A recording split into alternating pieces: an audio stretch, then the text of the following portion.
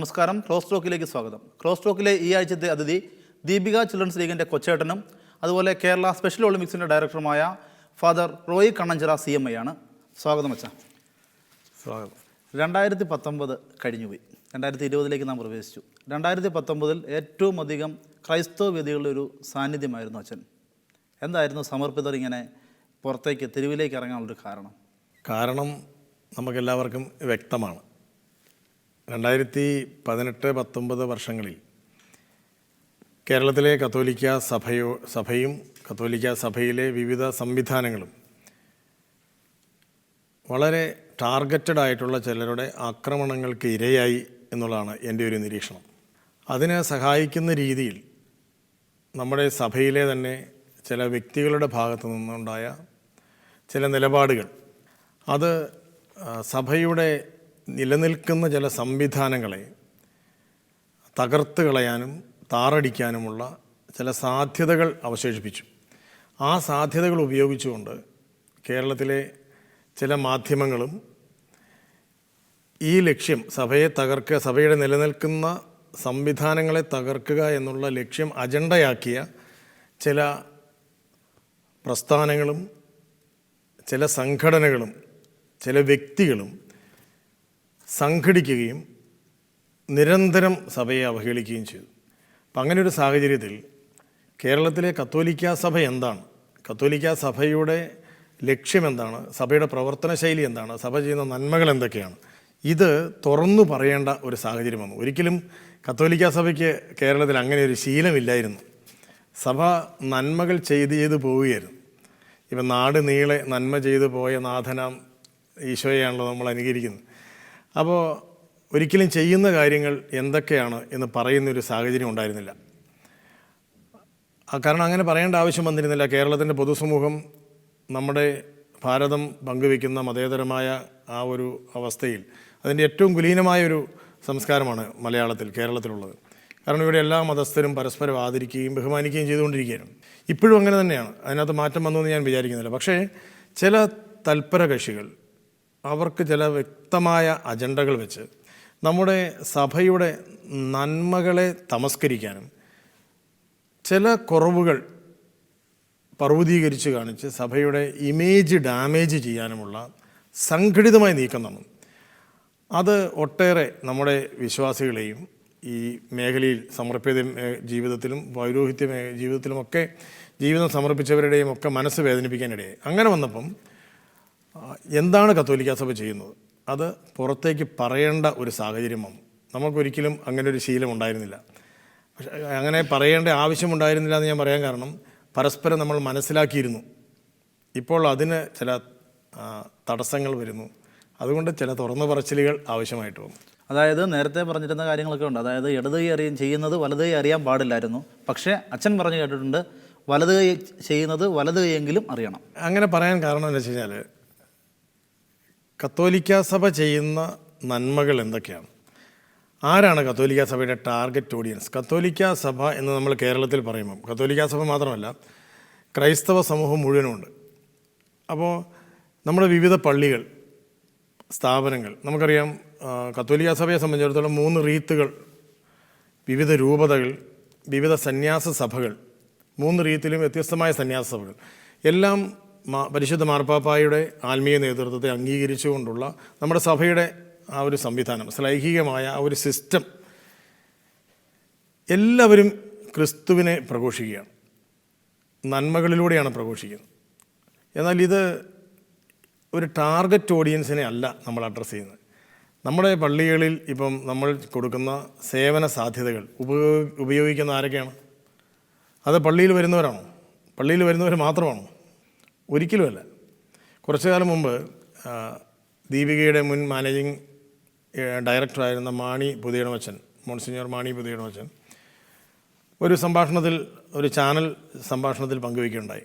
അദ്ദേഹം വികാരിയായിരുന്ന കോട്ടയം ലൂർദ് പള്ളിയിൽ ഒരു വർഷം 20 ലക്ഷം രൂപ, അന്ന് എനിക്ക് തോന്നുന്നു 2000-ൻ്റെ ആരംഭഘട്ടത്തിലാണ്, 20 ലക്ഷത്തോളം രൂപ ഒരു വർഷം ചാരിറ്റിക്ക് വേണ്ടി മാത്രം, സാധു സേവനത്തിന് വേണ്ടി മാത്രം മാറ്റിവെക്കുന്നുണ്ട്.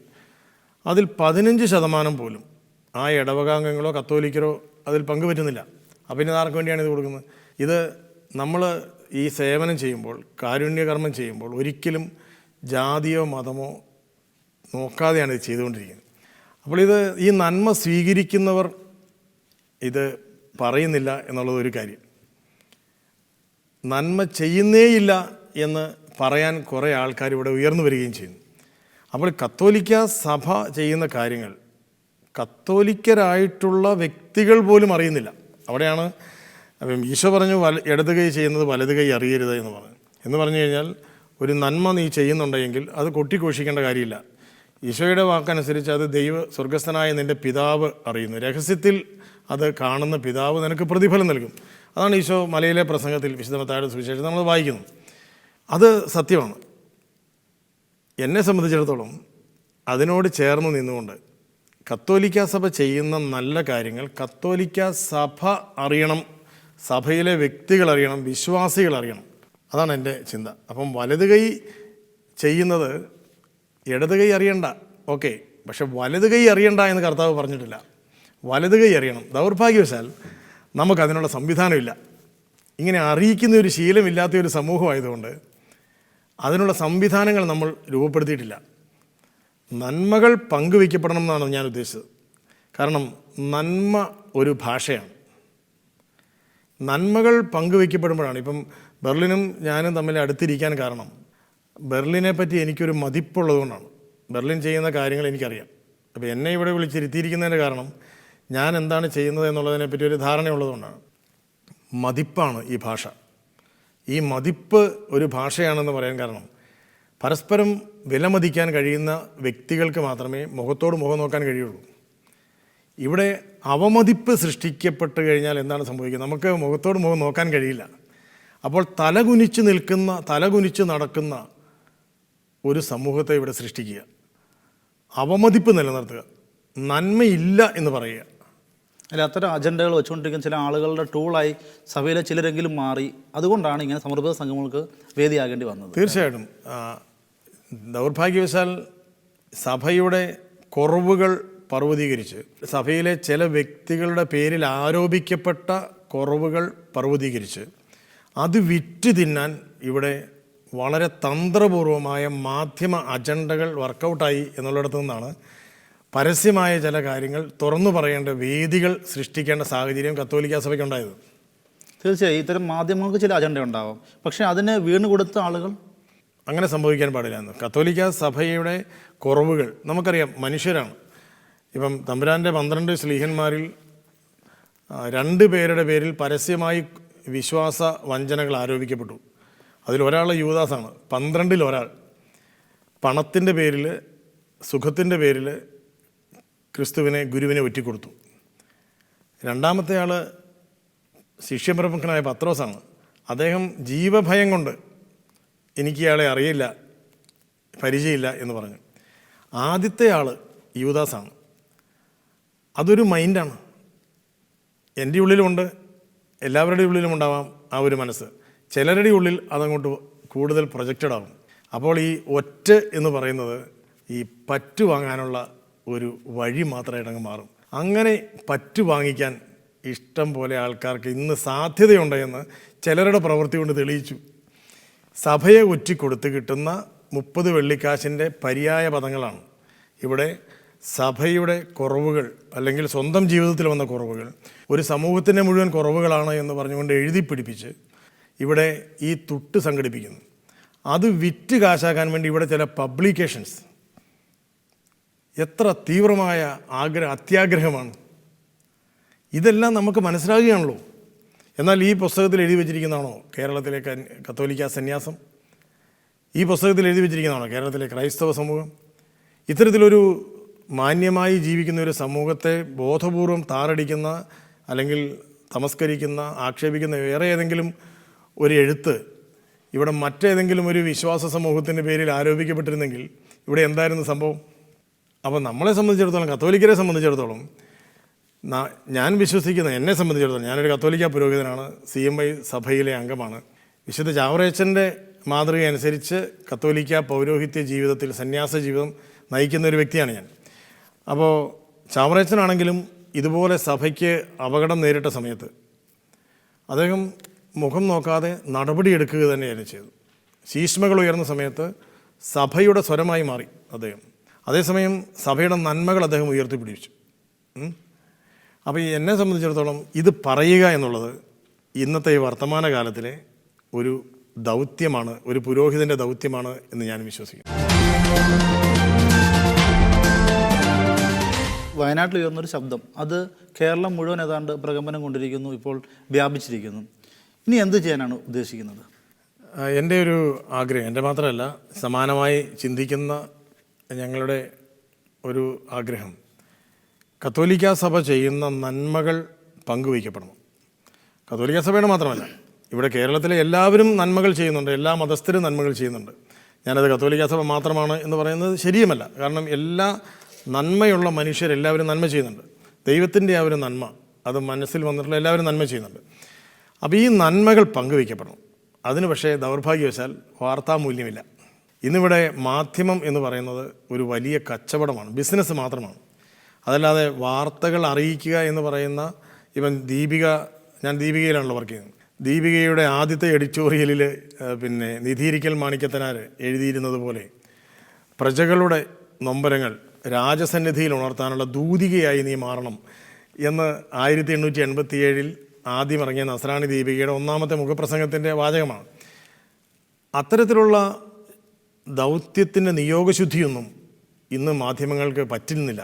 കാരണം ഇത് കച്ചവടം മാത്രമായി മാറി, ബിസിനസ്സാണ്, നിലനിൽപ്പാണ് പ്രധാനം. അങ്ങനെ വരുമ്പോൾ ഈ അഴുക്കുകളെടുത്ത് വിതരണം ചെയ്യുന്ന ഒരു സാഹചര്യത്തിലേക്ക് വരികയാണ്. അപ്പോൾ അത്തരത്തിലുള്ള ഒരു മാധ്യമ കച്ചവടത്തിന് വേണ്ടിയുള്ള ഗൂഢതന്ത്രങ്ങൾ മെനയുന്ന സമയത്ത് നമ്മൾ നന്മകൾ പങ്കുവയ്ക്കുന്ന ഒരു മനസ്സിൻ്റെ കൂട്ടായ്മ ഇവിടെ ഉണ്ടാവണം. എല്ലാ മതത്തിലും ഉണ്ടാവണം, എല്ലാ രാഷ്ട്രീയ പാർട്ടികളിലും ഉണ്ടാവണം. നന്മകൾ പങ്കുവെച്ചാൽ മാത്രമേ നല്ല സമൂഹമായിട്ട് നമുക്കിവിടെ നിലനിൽക്കാൻ കഴിയും. ഈ മാധ്യമങ്ങളുടെ അജണ്ട പറഞ്ഞു വരുമ്പോൾ ചില മാധ്യമങ്ങൾ മാത്രമല്ല, ഈ സാംസ്കാരിക നായകരടക്കം അവർ കേരളത്തിൻ്റെ പൊതുബോധമാണ് ഈ ഒരു സന്യസ്തരുടെ സ്വഭാവം ഇങ്ങനെയാണ് എന്ന് സ്ഥാപിക്കുന്നുള്ള ചില ശ്രമങ്ങൾ നടന്നിരുന്നു. പലപ്പോഴും ചരിത്ര സംഭവങ്ങൾക്ക് വേദിയായ വഞ്ചി സ്ക്വയർ അടക്കം ഈ ദിവസങ്ങളിലുണ്ടായ സംഭവങ്ങൾ ഒരുപക്ഷെ ഈ സന്യസ്തരെ വേദനിപ്പിക്കുന്നതായിരുന്നു. ഇത്തരത്തിലൊരു പൊതുബോധം സൃഷ്ടിക്കാനുള്ള അജണ്ട മാധ്യമങ്ങൾക്ക് അപ്പുറം വേറെ ആരെങ്കിലും കൂടി ശ്രമിക്കുന്നുണ്ടോ? വളരെ വ്യക്തമാണല്ലോ. എനിക്ക് മനസ്സിലാകാത്തൊരു കാര്യം, എന്തിനാണ് ഇവരിതിങ്ങനെ ചെയ്യുന്നത് എന്നുള്ളതാണ്. ഒരു ഉദാഹരണം പറഞ്ഞു കഴിഞ്ഞാൽ, ഇവിടെ ഒരു സിസ്റ്ററിൻ്റെ പേര് വെച്ച് അവർക്ക് നീതി കൊടുക്കണം, ജസ്റ്റിസ് ഫോർ എന്ന് പറഞ്ഞുകൊണ്ട് ഒരു സിസ്റ്ററിൻ്റെ പേര് വെച്ചൊരു ഫേസ്ബുക്ക് പോസ്റ്റ് ഇവിടെ ഉണ്ടാക്കി. ആ പോസ്റ്റ് ഉണ്ടാക്കിയത് അഷ്റഫ് എന്ന് പറയുന്നൊരു വ്യക്തിയാണ്. അദ്ദേഹമാണ് അതിൻ്റെ അഡ്മിൻ. സിസ്റ്ററിന് നീതി കിട്ടണം എന്നുള്ളതാണ് ഫേസ്ബുക്കിൻ്റെ ആവശ്യം. ഇദ്ദേഹത്തിൻ്റെ ഇൻട്രസ്റ്റ് എന്താണ്? ഞാൻ വെള്ളയാങ്കുടിയിൽ നടന്ന ഇടുക്കി രൂപതയുടെ സന്യസ്ത സംഗമത്തിൽ ഞാൻ കൃത്യമായിട്ട് ചോദിച്ചു, മറുപടിയൊന്നും കിട്ടിയിട്ടില്ല.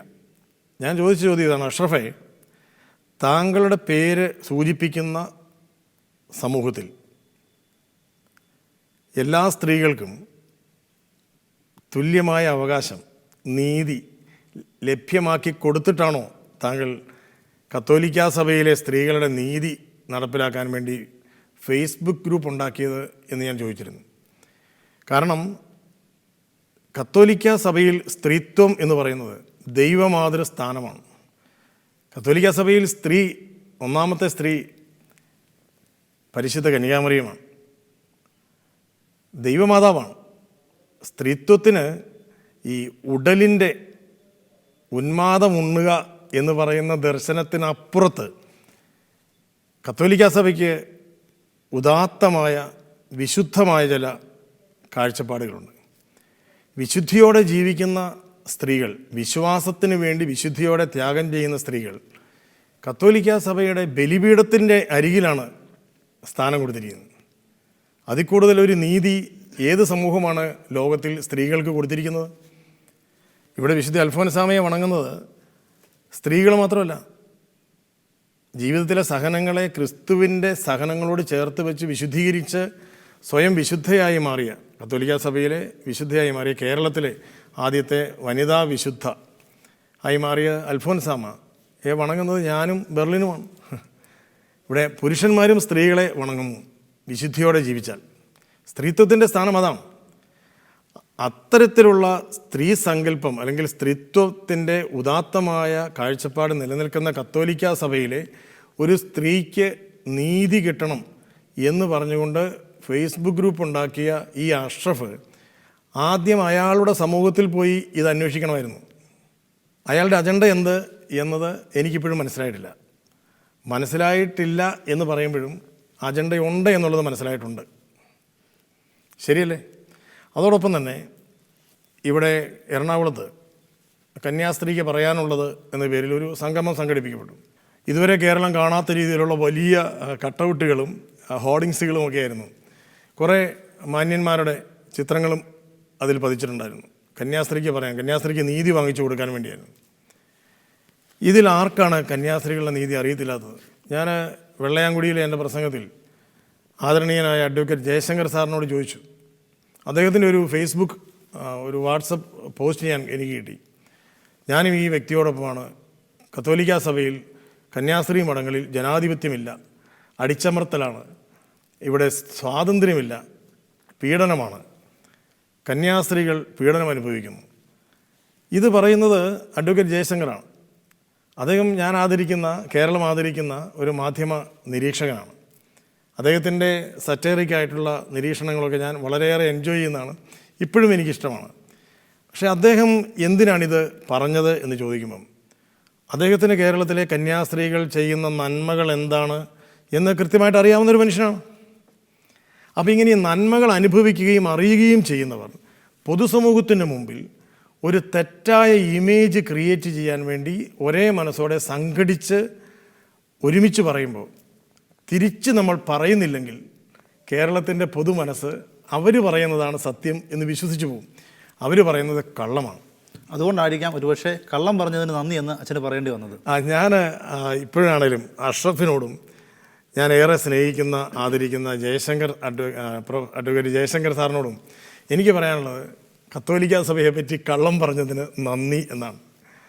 അതുപോലെ തന്നെ ജയശങ്കറിനോട് സാറിനോട് മാത്രമല്ല, അഷ്റഫിനോട് മാത്രമല്ല, കത്തോലിക്ക സഭയെപ്പറ്റി, കന്യാസ്ത്രീകളെപ്പറ്റി, സന്യാസത്തെപ്പറ്റി പച്ചക്കള്ളം പറഞ്ഞ കമാൽ പാഷ, അദ്ദേഹത്തിൻ്റെ ജസ്റ്റിസ് എന്നുള്ള പേരിലാണ് അദ്ദേഹത്തെ വിളിക്കപ്പെടുന്നത്.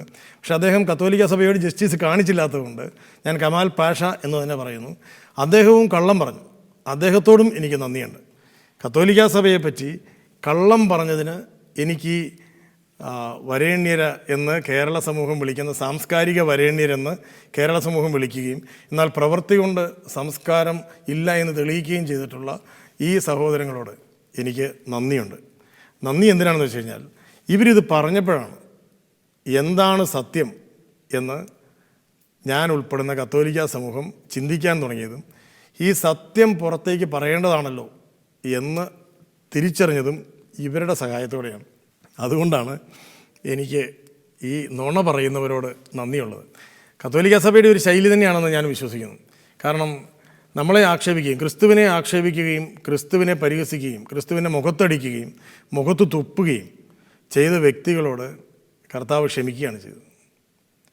അവസാനം തന്നെ കുത്തി മുറിവേൽപ്പിച്ച പടയാളിയുടെ ചെവി പത്രോസ് അറുത്തപ്പോൾ അതെടുത്ത് ചെവിയിൽ ഒട്ടിച്ചു കൊടുത്ത് സുഖപ്പെടുത്തുകയാണ് ചെയ്തത്. ഒരു പുതിയ കേൾവി നിനക്കുണ്ടാകട്ടെ, ഒരു പുതിയ കാത് ഞാൻ വെച്ച് തരുന്നത് നിനക്കൊരു പുതിയ കേൾവി ഉണ്ടാകാൻ വേണ്ടിയാണ് എന്ന് മനസ്സിൽ പ്രാർത്ഥിച്ചാണ് എൻ്റെ കർത്താവ്, നമ്മുടെ ഈശോ, ഈ ക്ഷമയുടെ പാഠം വെച്ചത്. അല്ലെങ്കിൽ നമ്മൾക്ക് ഇവിടെ പച്ചരി കഴിക്കുന്ന എല്ലാവർക്കും മനസ്സിലാകാവുന്ന കാര്യമല്ലേ ഇതേ സംഭവം വേറെ ഏതെങ്കിലും ഒരു മതവിഭാഗത്തെ പറ്റി കേരളത്തിൽ പറയാൻ ഈ അഷ്റഫിന് ധൈര്യമുണ്ടോ? ഈ ജയശങ്കർ സാറിന് ധൈര്യമുണ്ടോ? ഇനി കമാൽ പാഷ അദ്ദേഹം വിശ്വസിക്കുന്ന വേറൊരു സമൂഹത്തിലെ സ്ത്രീകളെ പറ്റി പറയുന്നത് കഴിഞ്ഞ ദിവസം യൂട്യൂബിൽ ഞാൻ കേൾക്കുകയുണ്ടായി. അത് അദ്ദേഹത്തിൻ്റെ ഒരു ഇൻക്ലൂസീവ് സമൂഹത്തിലാണ്. അതിനവിടെ അദ്ദേഹത്തിന് പറയാനുള്ള അഭിപ്രായ സ്വാതന്ത്ര്യം ഉണ്ടെല്ലാം ഉണ്ട്. അതിനെയല്ല ഞാൻ ചോദ്യം ചെയ്യുന്നത്. അവിടെ സ്ത്രീത്വത്തെപ്പറ്റി വിപരീതമായ മറ്റൊരു കാഴ്ചപ്പാട് പറയുകയും ഇവിടെ കന്യാസ്ത്രീക്ക് പറയാനുള്ളത് എന്ന് പറയുന്ന സ്റ്റേജിൽ കയറി കത്തോലിക്ക സഭയിലെ സ്ത്രീ സമൂഹത്തെ പറ്റി നേരെ തരംതിരിച്ച് പറയുകയും ചെയ്യുന്ന ഈ ഇരട്ടത്താപ്പുണ്ടല്ലോ, അതിൻ്റെ പിന്നിൽ വ്യക്തമായ അജണ്ട അദ്ദേഹത്തിനുണ്ട് എന്ന് കേരളത്തിലെ പൊതുസമൂഹം മനസ്സിലാക്കിയിട്ടുണ്ട്, കത്തോലിക്ക സഭ മനസ്സിലാക്കിയിട്ടുണ്ട്. അതേ ഉള്ളൂ. അതുകൊണ്ടാണ് ഞാൻ കള്ളം പറഞ്ഞതിന് നന്ദി. ഇനിയാണെങ്കിലും കള്ളം പറയുന്നതിൻ്റെ പേരിൽ കൈവെട്ടുന്നില്ല, തലവെട്ടുന്നില്ല, നന്ദിയേ പറയുന്നുള്ളൂ. ഞങ്ങളെ അവഹേളിക്കുന്നതിന് നന്ദി. ചിലരാണെങ്കിൽ ശരി, ഒരു താൽക്കാലികമാണെങ്കിലും ഇത്തരം ചില കാരണം കൊണ്ട് സഭ അവഹേളിക്കപ്പെട്ടു അല്ലെങ്കിൽ സഭയ്ക്ക് പ്രതിസന്ധി ഉണ്ടായി എന്ന് വിശ്വസിക്കുന്നുണ്ടോ അച്ഛൻ? കത്തോലിക്ക സഭയ്ക്ക് പ്രതിസന്ധി ഉണ്ടായെന്ന് ഞാൻ വിശ്വസിക്കുന്നില്ല. ഒരു വർത്തമാനകാലത്തിൽ സഭയുടെ ഒരു മതിപ്പ്, പരസ്പരം നമ്മൾ പങ്കുവയ്ക്കുന്ന ഒരു മതിപ്പ് നമുക്ക് നഷ്ടപ്പെടുത്താൻ ഈ ഇത്തരം പ്രവൃത്തികൾ കാരണമായി എന്ന് മാത്രമേ ഉള്ളൂ. കാരണം സഭയെ നിന്ദിച്ചതാരാണ്? സഭയുടെ നന്മ ഉണ്ട് വളർന്നവർ തന്നെയാണ്, അല്ലേ? ഈ കള്ളം പറയുന്ന അല്ലെങ്കിൽ ആക്ഷേപിക്കുന്ന ഈ വ്യക്തികൾ എവിടുന്ന് വന്നവരാണ്? ഇവർ ഈ ഉടുപ്പ് തയ്ച്ചുകൊണ്ട് വന്നത് ഇവരുടെ വീട്ടിൽ നിന്നല്ല. ഇവർ സമർപ്പണ ജീവിതത്തിന് വന്ന് ഇവരെ പോലെയുള്ളവർ അല്ലെങ്കിൽ അവരെ പിന്തുണയ്ക്കുന്ന സമർപ്പിതരുണ്ടെന്ന് ഞാൻ വിശ്വസിക്കുന്നില്ല. അവരെ പിന്തുണയ്ക്കുന്നത് കത്തോലിക്ക സഭയുടെ സമർപ്പണ ജീവിതം എന്താണെന്ന് അറിയത്തില്ലാത്തവർ, സമർപ്പണ ജീവിതത്തിന് വേണ്ടി ജീവിതം സമർപ്പിക്കാത്തവർ, ഇവരാണല്ലോ ഇവരെ പിന്തുണച്ചുകൊണ്ടിരിക്കുന്നത്. ഇവരുടെ ഫേസ്ബുക്കിലും കമൻറ്റുകളൊക്കെ നോക്കിക്കഴിഞ്ഞാൽ ഇവരെ പിന്തുണയ്ക്കുന്നത് ഇവർ ജീവിക്കുന്ന ജീവിതം ജീവിക്കാത്തവരാണ്. ഇവർ ജീവിക്കുന്ന വിശ്വാസം, ഇവർ വിശ്വസിച്ച ക്രിസ്തുവിൽ വിശ്വസിക്കാത്തവരാണ്. ക്രിസ്തുവിൽ വിശ്വസിക്കാതെ ക്രിസ്തുവിൽ വിശ്വസിച്ചതിൻ്റെ പേരിൽ ജീവിതം സമർപ്പിച്ച ഒരു വ്യക്തിയുടെ ജീവിതത്തെ എങ്ങനെ വിലയിരുത്തും? ഇനി ഇവർ തന്നെയാണെങ്കിലോ, ഇവരുടെ വീട്ടിൽ നിന്ന് കൊണ്ടുവന്നതല്ല ഈ ഉടുപ്പെന്ന് ഞാൻ പറഞ്ഞു. പക്ഷേ വീട്ടിൽ നിന്ന് അവർ കൊണ്ടുവന്നത് അവരുടെ ഉടലാണ്. അത് ഞാൻ എൻ്റെ ഉയിരോടുകൂടി ഞാൻ പ്രാണനായി കരുതുന്ന ക്രിസ്തുവിന് വേണ്ടി സമർപ്പിക്കുന്നുവെന്ന് മാതാപിതാക്കളുടെ മുമ്പിൽ, സഹോദരങ്ങളുടെ മുമ്പിൽ, വിശ്വാസ സമൂഹത്തിന് മുമ്പിൽ, ഈ സന്യാസ സഭകളുടെ മറ്റംഗങ്ങളുടെ മുമ്പിൽ, എല്ലാവരും കൂടെ നിൽക്കുന്ന വേദിയിൽ സുബോധത്തോടെ പരസ്യമായി ഏറ്റുപറഞ്ഞ് ജീവിതം ആരംഭിച്ച വ്യക്തികളാണ്. അങ്ങനെ ജീവിതം ആരംഭിക്കുന്നവർക്ക് ഈ സഭ, പ്രത്യേകിച്ച് അവരംഗമായിരുന്ന FCC സന്യാസ സഭ, കേരളത്തിൽ എത്രയോ സന്യാസ സമൂഹങ്ങളുണ്ട്, ഓരോ സമൂഹത്തിനും ഓരോ കാര്യസമാണ്. FCC സന്യാസ സമൂഹം അവർക്ക് വിദ്യാഭ്യാസത്തിനുള്ള അവസരം കൊടുത്തു, അധ്യാപികയാകാനുള്ള അവസരം കൊടുത്തു. വിദ്യാഭ്യാസം ഒരു വലിയ ശുശ്രൂഷയാണ്, വലിയ മിനിസ്ട്രിയാണ് സഭയുടെ. FCC സഭ അത് നന്നായിട്ട് ചെയ്യുന്നുണ്ട്. CMC സഭ ചെയ്യുന്നുണ്ട്, SH ചെയ്യുന്നുണ്ട്, SH കോൺഗ്രിഗേഷൻ ചെയ്യുന്നുണ്ട്, അതുപോലെ തന്നെ അഡോറേഷൻ കോൺഗ്രിഗേഷൻ, അതുപോലെ കേരളത്തിലെ എല്ലാ സന്യാസ സഭകളും 3 റീത്തിലെയും സന്യാസ സഭകൾ ഈ വിദ്യാഭ്യാസ ശുശ്രൂഷ ചെയ്യുന്നുണ്ട്. ആര് വഴിയാണ് ചെയ്യുന്നത്? ഈ സഭയിൽ അംഗങ്ങളായിട്ടുള്ള സിസ്റ്റേഴ്സിലൂടെയാണ് ചെയ്യുന്നത്, അല്ലേ? ഇനി എന്തിനാണ് ഇവരിത് ചെയ്യുന്നത്? ഇവർക്ക് സുഖമായിട്ട് ജീവിക്കാനാണോ? എല്ലാവർക്കും അറിയാം സിസ്റ്റേഴ്സ് ശമ്പളം പറ്റുന്നവരാണ്. പക്ഷേ അവർ സ്വന്തമായിട്ട് ആ പണം ഉപയോഗിക്കുന്നില്ല. ഇതെല്ലാവർക്കും അറിയാം. ഇവിടെ എറണാകുളത്തെ മീറ്റിങ്ങിൽ അഡ്വക്കേറ്റ് ജയശങ്കർ സാറ് പറയുന്ന ഒരു കമൻറ്റ് കേട്ടു. എനിക്ക് സിസ്റ്റേഴ്സിൻ്റെ നന്മകൾ അറിയാം, ഞാനത് സ്വീകരിക്കുന്ന വ്യക്തിയുമാണ്.